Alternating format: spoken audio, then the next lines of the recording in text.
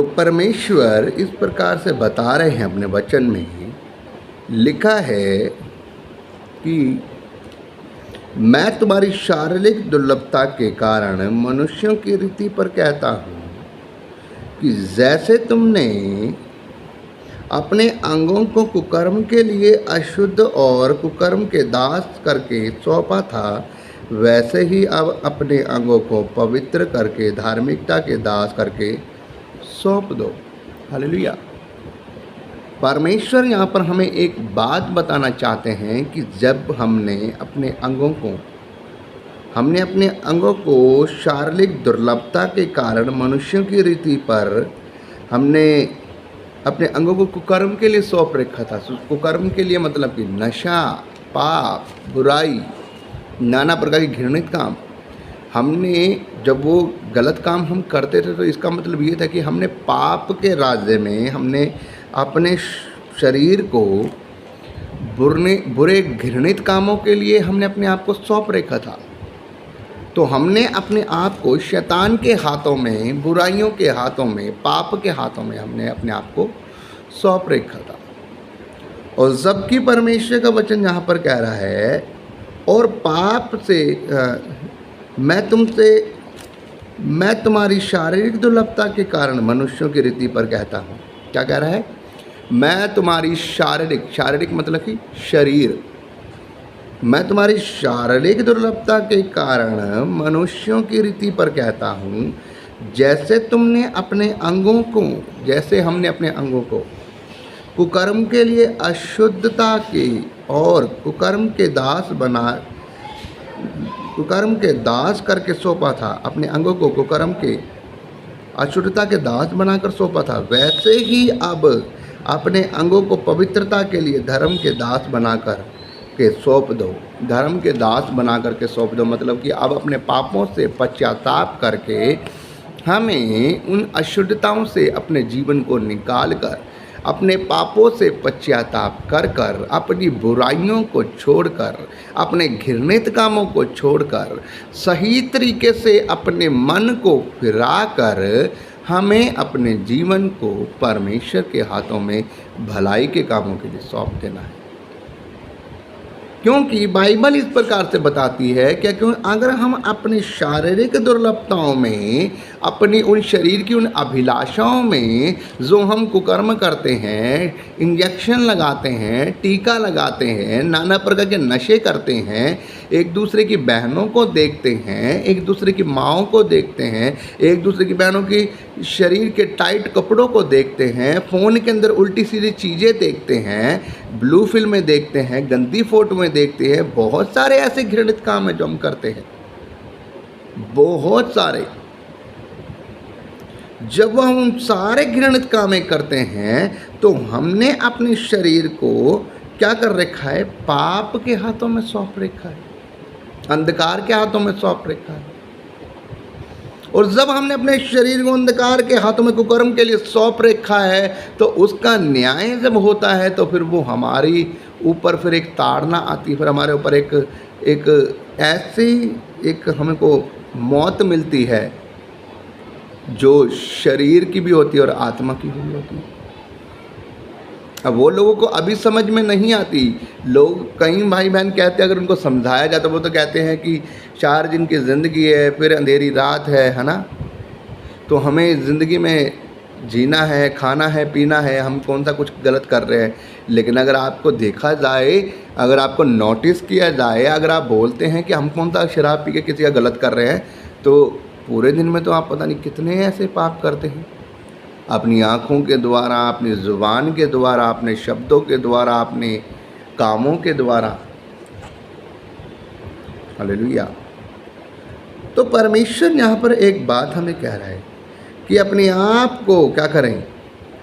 अपने आप को पवित्रता के लिए अब धर्म के दास बनाकर हमें अपने शरीर को सौंप देना है परमेश्वर के हाथों में, कि परमेश्वर, मैंने ये पाप किए हैं, मैंने ये बुराई की है, मेरा ये पाप है, मैंने अपनी ज़िंदगी से, अपने माँ के गर्भ से लेकर आज तक जितने भी पाप किए हैं, जितनी भी बहनों को गंदी नज़रों से देखा है, मैंने जितनी भी गंदी फोटोएं देखी, जितनी भी अश्लील चीज़ें देखी है, किसी के भी शक्ल को, सूरत को देखकर मैंने अपने मन में गंदे विचार बनाए हैं। जितने भी मैंने नशे किए हैं, जितने भी मैंने पाप किए, जितने मैंने चोरियां की है, कईयों की मैंने चुगली कही है, कईयों को मैंने देखकर अपने मन के अंदर गलत विचार बनाए हैं, गुस्से वाले विचार बनाए, कईयों को मैंने मारा है, कईयों के पैसों का हेरा फेरी करी है, कईयों के लिए मैंने झूठे गवाही देकर उनको जॉब से निकलवाया है, उनको मारा है, उनको ये किया है, वो किया है, झूठी गवाही देकर कईयों को फंसवाया है। तो ऐसे बहुत सारे काम हैं। हमें अपने पापों से पश्चाताप करके अपने जीवन को परमेश्वर के हाथों में सौंप देना है। हालेलुया। क्योंकि आगे परमेश्वर का वचन कह रहा है, जब तुम पाप के दास थे तो धर्म की ओर से स्वतंत्र थे। जब हम पाप के दास थे ना, जब हम धर्म की ओर से स्वतंत्र थे, जब हम पाप के दास थे, जब हम पाप के अनुसार अपने जीवन को चला रहे थे, जब हम धर्म की ओर से स्वतंत्र थे, फिर हमें कोई धर्म के काम को नहीं करना था, हमें परमेश्वर के वचनों को फॉलो नहीं करना था। कोई वचन की बातें बोल रहा है, हम उसे सुन के निकल जाते थे। क्यों? क्योंकि हम पाप के दास थे। हमें पाप ने जकड़ रखा था, अपना मजदूर गुलाम बना रखा था। अब कोई कहे कि हम कहाँ पाप के गुलाम थे, तो भाई साहब, ये जो आपको हुड़क लगती है कश मारने की, ये आप उससे गुलाम हो। जो आपको हुड़क लगती है किसी गंदी फिल्में देखने की, आप ये पाप के गुलाम हो। आपको हुड़क लगती है डेली रात को शराब पीने की, आप पाप के गुलाम हो। आपको हुड़क लगती है गंदी वीडियो देखने की, गंदे विचार करने की, रोज़ बाथरूम में जाके गलत काम करने की, ये आपको पाप के गुलाम हो। आपको हुड़क लगती है जब तक आप 4 बहनें मिलकर आप एक दूसरे की चुगली नहीं कर लेती, ये आप पाप के गुलाम हो। जब तक आप किसी की बुराई नहीं कर लेते, जब तक आप किसी को गालियाँ नहीं दे लेते, जब तक आप किसी को अपने मुंह से अशुद्ध वर्ड नहीं बोल लेते, जब तक आप किसी से लड़ नहीं लेते, ये आप पाप के गुलाम हो। कितने लोग मेरी बात को समझ पा रहे हैं? लेकिन परमेश्वर का वचन हमें यहाँ पर बता रहा है, वो कह रहा है, जब तुम पाप के दास थे तो धर्म की ओर से तुम स्वतंत्र थे। तुम्हें धर्म के कोई काम नहीं करने थे, क्योंकि तुम धर्म की बातों को मानते नहीं थे। लेकिन अब जब तुम परमेश्वर से अपने पापों की पश्चाताप कर रहे हो, तो तुम पाप की व्यवस्था से आज़ाद हो चुके हो। तुम शैतान के उन कामों से आज़ाद हो चुके हो, क्योंकि तुमने अपने पापों का अंगीकार कर लिया है। और जब तुमने अपने पापों का अंगीकार कर लिया है, परमेश्वर के हाथों में अपने आप को सौंप दिया है, तो परमेश्वर का वचन क्या कह रहा है? लिखा है, अतः जिन बातों से अब तुम लज्जित होते हो, उससे उस समय तुम्हें क्या फल पाते थे? क्या उनका अंत मृत्यु नहीं है? समझ रहे आप मेरी बात? लिखा है, मैं एक बार दोबारा पढ़ता हूँ ताकि आपको समझ में आ जाए। अतः जिन बातों से अब तुम लज्जित होते हो, किन बातों से? आपको पता है, शराब पीने से मुझे लज्जित होती है, मुझे घृणा होती है कि अब मैं पापों से पश्चाताप कर चुका हूँ, मैं सच्चाई को जान चुका हूँ कि वो सब पाप थे। वो लड़कीबाजी पाप था, वो बुराई पाप थी, वो व्यभिचार पाप था, वो नशा करना पाप था, वो बुरे काम पाप थे। अब आपने मन फिरा लिया, आप जान चुके सच्चाई को। अब आपको पता लगता है कि जो मैं लड़कीबाजी करता रहा, जो मैं गंदी फिल्में देखता रहा, जो मैं बाथरूम में जाके गलत काम करता रहा, जो मैं किसी की बहनों को देखता रहा, किसी की माँओं को देखता था, अपने मन में गलत विचार बनाता रहा, चुगली करता रहा, हेरा फेरी करता रहा, झूठ बोलता था, वो कितने बड़े गलत काम थे। और अब आपको अपने मन में सोचते तो अब आपको उससे लज्जा होती है कि छी, मैं ये पाप करता था, इसकी सज़ा तो मौत है, आत्मिक मौत। जब आपको उसके बारे में पता होता, तो अब आप मुझे ये बताओ, जब आप उसके बारे में जानते हो, आप उस समय जब करते थे, क्या आपको उससे कोई फ़ायदा हुआ? क्या शराब पीने से आपको कोई फ़ायदा हुआ? क्या नशा करने से आपको कोई फ़ायदा हुआ? क्या व्यभिचार करने से आपको कोई फ़ायदा हुआ? क्या कोई घृणित काम करने से आपको कोई फ़ायदा हुआ? कोई फ़ायदा नहीं। आपकी ज़िंदगी जो आपने बिता दी नशे में, टोटली वेस्ट कर दिया आपने। उतना अगर आप परमेश्वर के साथ चले होते, तो परमेश्वर का अनुग्रह आपके ऊपर हुआ होता, आपकी फैमिली में ब्लेसिंग आती, आपकी लाइफ में ब्लेसिंग आती, आप ऊंचे होते, और तो और परमेश्वर के साथ आपका रिलेशन मजबूत होता, परमेश्वर आपसे बात करना शुरू करता। लेकिन बाइबल क्या बता रही है? हर एक बंदे का समय है, परमेश्वर ने हर किसी को चुना और वो अपने समय के नाम से चुनता है। लिखा है, अतः जिन बातों से अब तुम लज्जित होते हो, उनसे उस समय तुम्हें क्या फल मिला, क्या फल पाते थे? क्या उसका अंत मृत्यु ना? क्या उन पापों का अंत मृत्यु नहीं है? जी हाँ मेरे भाइयों बहनों, उन पापों का अंत, नशा करना, पाप करना, व्यभिचार करना, बुरे काम करना, उन सभी पापों का अंत मृत्यु है। और वो ये मृत्यु नहीं, हर कोई हंस के टाल देता है, हाँ मरना तो एक दिन सब नहीं है भाई साहब, ये मृत्यु नहीं। दो मृत्यु है पाप करने वालों की। पहली शरीर की, सबने मरना है। दूसरी आत्मा की। पहले तो शरीर में मरोगे, दूसरा आत्मा में मरोगे। आत्मा में मरने का मतलब है सीधा डायरेक्ट नरक की आग में, सीधा नरक की आग में। कोई स्वर्ग नहीं, कोई दया नहीं, कुछ नहीं, टोटली आग ही आग में जलना है। और वहाँ मरोगे भी नहीं। सोच रहे हो कि एक बार जाएंगे और हमारी आत्मा मर जाएगी, नो। मरोगे फिर जियोगे, मरोगे फिर जियोगे। इधर शरीर कटेगा, इधर जलेगा, फिर अपने आप जिंदे हो जाओगे, फिर जलोगे, फिर मरोगे। वहाँ मौत है ही नहीं, बस जलते रहोगे, पीड़ा होती रहेगी, पीड़ा होती रहेगी, पीड़ा होती रहेगी। तो मेरे भाइयों बहनों, जो पाप करते हैं उनके लिए दो मृत्यु है, पहली शरीर की, दूसरी आत्मा की। और जो परमेश्वर के अनुसार चलते हैं उनके जीवन में सिर्फ एक ही मृत्यु है, शरीर की। दूसरी मृत्यु नहीं है, दूसरी मृत्यु उनके लिए है ही नहीं। वो है अनंत जीवन, स्वर्ग का जीवन, जहाँ ना रोना है, ना दुख भोगना है, ना कमाई करनी है, ना कुछ पैसों का टेंशन है, ना कोई बीमारी की टेंशन है, ना बच्चों की टेंशन है, ना ये कर्जा वो कर्जा, फलाना ढिंगाना, कुछ टेंशन नहीं है। वहाँ सिर्फ एक ही काम है, परमेश्वर की महिमा, परमेश्वर का धन्यवाद, परमेश्वर खुद हमारे साथ रहेगा। हालेलुया। तो पढ़ेंगे आगे क्या कह रहा हूँ। लिखा है कि क्योंकि इन कामों का अंत क्या है, मृत्यु है।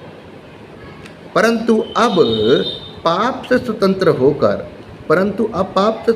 होकर परमेश्वर के दास बनकर तुमको फल मिला, जिससे पवित्रता प्राप्त होती है। अब परमेश्वर के दास बनकर तुम्हें क्या मिला? परंतु अब पाप से स्वतंत्र होकर तुम्हें क्या मिला? परमेश्वर के दास बनकर तुमको फल मिला। और वो क्या फल मिला है? पर पाप से स्वतंत्र होकर अब तुम्हें फल मिला है। वहाँ पर घृणित काम करने में तो तुम्हें कोई फल नहीं मिल रहा था, वहाँ पर मृत्यु मिल रही थी। लेकिन यहाँ पर परंतु अब पाप से स्वतंत्र होकर, जब तुमने पापों का अंगीकार कर लिया है, पश्चाताप कर लिया है, पाप से स्वतंत्र होकर अब परमेश्वर के दास बनकर तुमको फल मिला, जिससे पवित्रता प्राप्त होती है। जिससे पवित्रता प्राप्त होती है, आपके जीवन में पवित्रता ही आ जाएगी। आप सच और पाप और बुराई को जान जाओगे, आप भलाई को चंगाई को जान जाओगे, आप सच्चाई को जान जाओगे। जैसे बाइबल में लिखा है, सच्चाई को जानो तो सच्चाई तुम्हें आज़ाद करेगी। तुम सच्चाई को जान जाओगे और वो सच्चाई तुम्हें आज़ाद कर देगी पापों से। बस वो तुम्हारे रास्ते को स्वर्ग के राज्य के लिए ले जाएगी, वो तुम्हारे लिए स्वर्ग का रास्ते खोल देगी। हालेलुया। तो तुम क्या हो? तुम पवित्रता को प्राप्त होती है, जिससे पवित्रता ही प्राप्त होती है, और उसका अंत अनंत जीवन है। जो तुम्हें क्या फल प्राप्त हुआ? पवित्रता ही प्राप्त होती है, और जिसका अंत क्या है? अनंत जीवन। वो ख़त्म नहीं होने वाला, वो सदा ही रहने वाला, परमेश्वर के साथ रहने वाला अनंत जीवन है मेरे भाइयों बहनों। वो कभी ख़त्म नहीं होगा वो अनंत जीवन। वो हमेशा आप आनंद में रहोगे, हमेशा मगन रहोगे, परमेश्वर के साथ रहोगे। हालेलुया। तो वो क्या मिलेगा आपको? अनंत जीवन मिलेगा। लास्ट आज पढ़ूँगा। अनंत जीवन है, जिसका फल अनंत जीवन है, क्योंकि पाप की मजदूरी तो मृत्यु है, परंतु परमेश्वर का वरदान हमारे प्रभु यीशु मसीह में अनंत जीवन है। हालेलुया। कह रहा है ना, क्योंकि पाप की मजदूरी तो क्या है? मृत्यु है। पाप, नशा, चोरी, पाप, घृणित काम, ये सब क्या है? पाप है। पाप की मजदूरी तो मृत्यु है, परंतु परमेश्वर का वरदान मतलब कि सच्चाई के राह पर चलना, पश्चाताप करना पापों से, परमेश्वर के भय में होकर चलना, बुराई से दूर रहना। परमेश्वर का वरदान हमारे लिए प्रभु यीशु मसीह में अनंत जीवन है, जहाँ पर मौत नहीं होगी।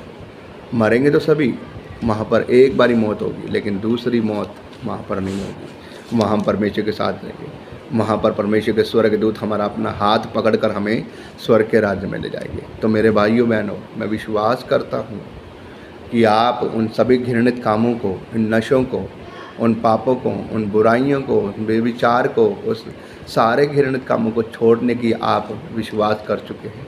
मैं विश्वास करता हूँ कि आप इन सभी पापों को छोड़ेंगे। जो आप किसी की बहनों को गलत निगाहों से देखते हैं, किसी की माँओं को आप गलत निगाहों से देखते हैं, जो आप गंदी फिल्में, गंदी फोटोएं, बाथरूम में जाकर गलत काम करना, रात को चद्दरें ओढ़ ओढ़ कर फ़ोन ले लेते हैं आप लोग, और माँ बाप को लगता है कि मेरे बच्चे सो गए हैं। उधर से बहनों का भी यही काम है, वो भी फ़ोन ले लेती हैं और कान में लीड लगा लेती हैं और चद्दरें ओढ़ लेती है और आपस में पूरे रात को 1-1, 2-2 बजे तक आपस में बात करती हैं, अश्लील बातें करती हैं, पूरी रात फ़ोन में लगे रहते हो। मुझे नहीं पता कि आप लोग क्या बातें करते हो, लेकिन मैं आपको बता रहा हूँ, ये हर घृणित काम, ये सब बॉयफ्रेंड गर्लफ्रेंड का काम, ये सब पाप है। बाइबल इन सब चीज़ों को नहीं सपोर्ट करती। बाइबल में साफ लिखा है, शादी से पहले कोई रिश्ता नहीं होता, शादी से पहले रिश्ता व्यभिचार और पाप होता है।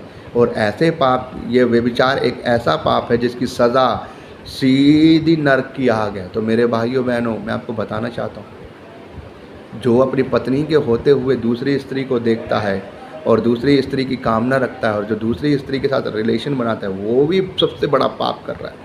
जो अपने पति के होते हुए दूसरे मर्द को देख रही है, दूसरी मर्द की चाह कर रही है, दूसरे मर्द से बात करती है, वो सबसे बड़ा पाप है।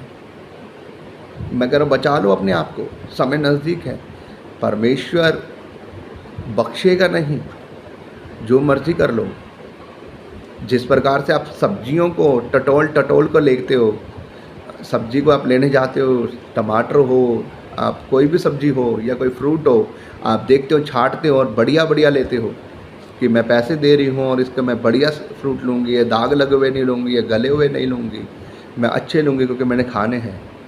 उसी प्रकार से परमेश्वर भी छांटेगा, वो उन्हीं लोगों को लेगा जिन्होंने पाप नहीं किए होंगे, वो उन्हीं लोगों को लेगा जिन्होंने पश्चाताप किया होगा, वो उन्हीं लोगों को लेगा जो सही तरीके से उसके साथ चलेंगे।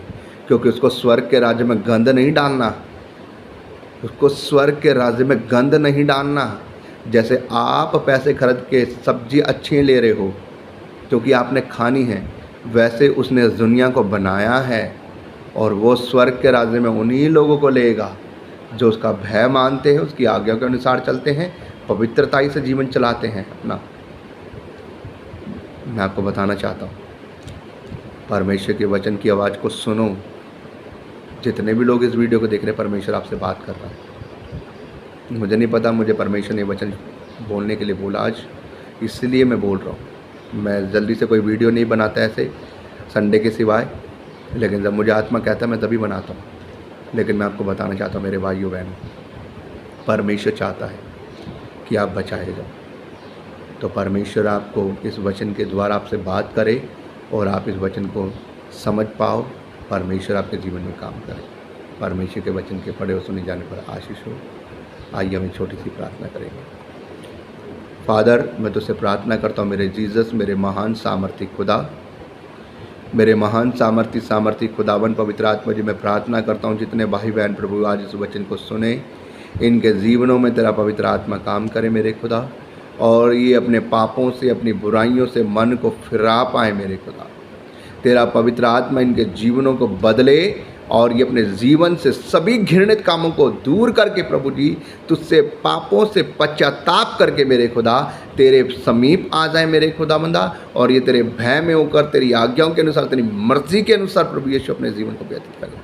और तेरा पवित्र आत्मा इनको क्षमा करके प्रभु इनको वो जीवन प्रदान करे जो शांति का जीवन है, इनको वो जीवन प्रदान करे जो इनके जीवन में संघर्ष वाला जीवन है वो दूर हो जाए। तेरी शांति, तेरा प्रेम, तेरा आनंद इनके जीवन में आ जाए। ऐ मेरे खुदा, अपने दास की प्रार्थना को सुन, उत्तर दे दे। मैं मांगता हूँ खुदा यीशु के नाम से, आमीन आमीन। आप सबों को जय मसीह की। परमेश्वर आपको बहुत सारी आशीष दे। God bless you all.